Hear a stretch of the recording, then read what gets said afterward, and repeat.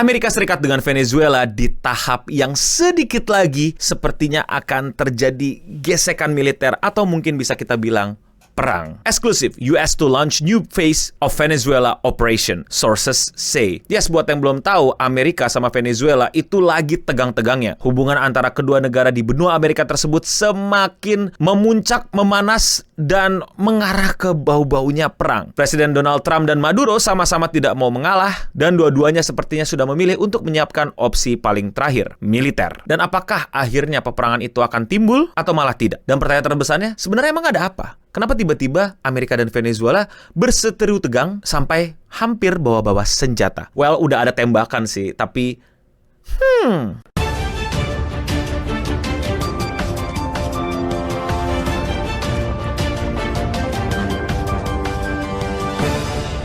The United States is poised to launch a new phase of Venezuela-related operation in the coming days. Four U.S. officials told Reuters as Trump administration escalates pressure on President Nicolas Maduro government. Reuters was not able to establish the exact timing or scope of the new operation, nor whether U.S. President Donald Trump had made a final decision to act. Reports of looming action have proliferated in recent weeks as the US military has deployed force to the Caribbean amid worsening relation with Venezuela. Jadi kasarnya bisa gue sederhanakan bahwa makin kesini itu hubungan antara US dengan Venezuela itu makin keras. Mereka semua, dua-duanya udah saling angkat bicara untuk bilang kayak gue gak suka lu, yang satu juga bilang gue juga gak suka lu. Gak ada yang kayak, woi bro, chill, ada apa ini, ayo kita obrolin baik-baik, enaknya gimana nih biar sama-sama untung, biar gak ada rugi dan lain-lain. Enggak, dua-duanya bilang, let's go for it, man. Let's go.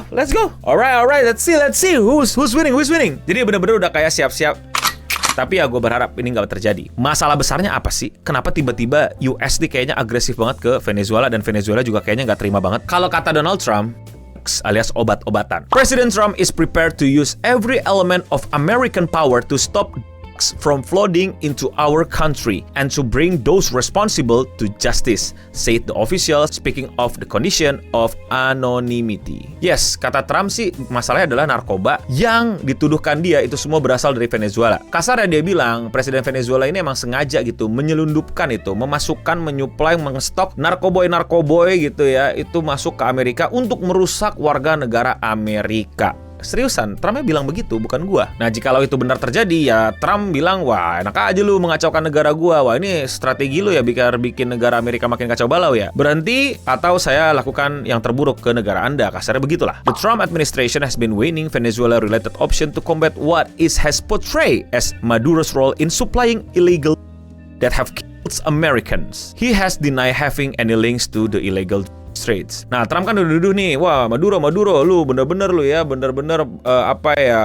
merusak negara Amerika, lu merusak generasi Amerika dengan menyuplai narkoba ke Amerika. Maduro bilang sesimpel, kagak, apaan sih lu gitu, kayak nggak ada nih hubungannya sama ini nih, nggak jelas banget. Lu pada lebay sih nuduh-nuduh gua, nggak ada hubungannya gua nyebar-nyebarin narkoba ke sono gitu. Nah, kalau kalian adalah orang-orang yang udah mengikuti sering hubungan internasional, apalagi kalau berbau Amerika, apakah kalian bisa percaya sama statement Trump kalau ini adalah semua gara-gara narkoba? Mungkin kalian percaya, mungkin kalian nggak percaya, mungkin dia bener, mungkin nggak. Tapi beberapa orang itu nggak percaya bahwa Trump pengen nyerang Venezuela hanya karena Venezuela dicurigai nge-supply narkoba, drugs ilegal dan lain-lain ke Amerika yang merusak warga negara Amerika. Beberapa orang bilang, CNN eksklusif, Colombian president says oil is at the heart of US pressure campaign on Venezuela. Oh, wow.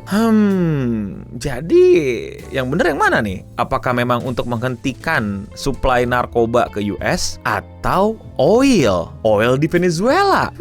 Rasa-rasanya sih tidak mungkin ya, kayaknya negara Amerika itu sengaja menimbulkan konflik bersenjata di sebuah daerah yang kaya akan oil, dan dia bilang bahwa itu narkoba gitu sebagai kamuflase atau sebagai alasan aja gitu, padahal pengen oil ya. Kayaknya nggak mungkin ya negara Amerika melakukan itu. Dari sejarahnya sih kayaknya Nggak ada ya nggak sih? Nggak tahu deh. Aku lupa.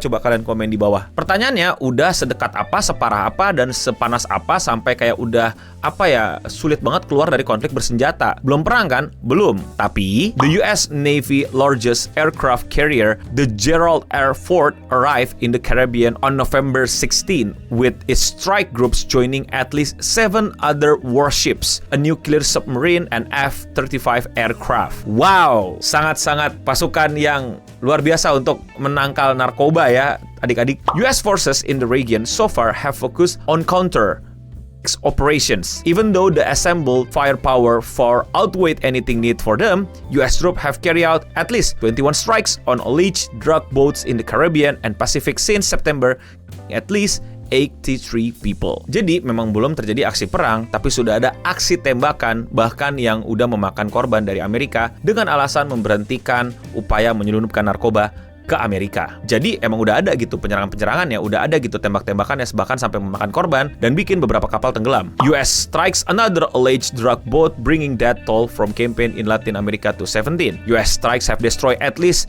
18 vessels, but Washington has yet to make public any concrete evidence that its target pose a threat to America. Dan apa sih respon terakhir Donald Trump terhadap konflik ini? Konflik yang lumayan makin mendekati perang. Ternyata sebenarnya udah ada upaya-upaya diplomasi gitu. Cuman sepertinya berakhir buntu atau sama-sama nggak mau ngalah. Salah satunya terakhir yang gue baca adalah Trump reportedly gave Maduro ultimatum to relinquish power in Venezuela. US President sent a blunt message to his South American counterparts, sources say. Yes, Trump memberikan sebuah peringatan terhadap Presiden Venezuela untuk turun, untuk nggak lagi jadi presiden, untuk stop. Dan jawaban dari Presiden Venezuela adalah, but Venezuelans authoritarian leader decline, demanding a global amnesty for himself and allies. Iya, jadi satu bilang lu turun, satu bilang nggak mau, berikan aku amnesti. Wow.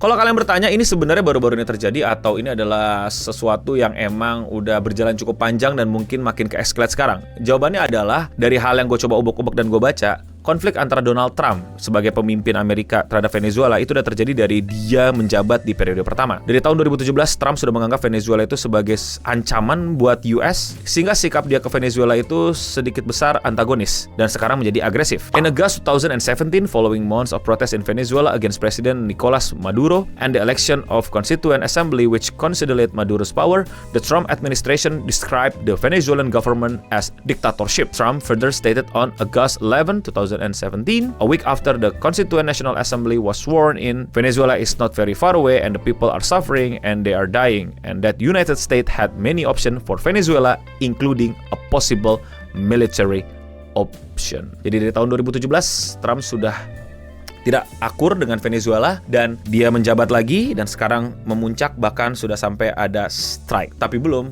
ke tahap perang, tapi makin kesini banyak orang curiga situasinya akan semakin memanas dan amit-amit akan terjadi perang. Dan korban paling utama siapa? Rakyat sipil. Tapi kalau menurut kalian bagaimana?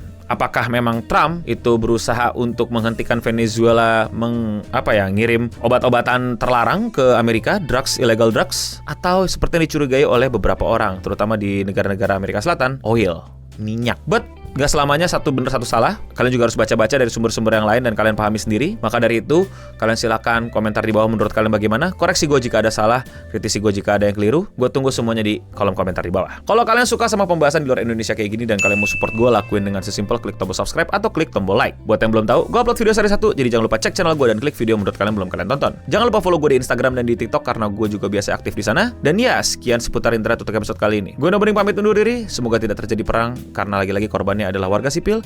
Dan untuk kita semua, stay clean and sound. Ada quote yang mau gue bacakan ya, kurang lebih kayak begini. Perang itu adalah keributan antara dua orang tua yang harus memakan korban banyak anak muda. Jangan sampai.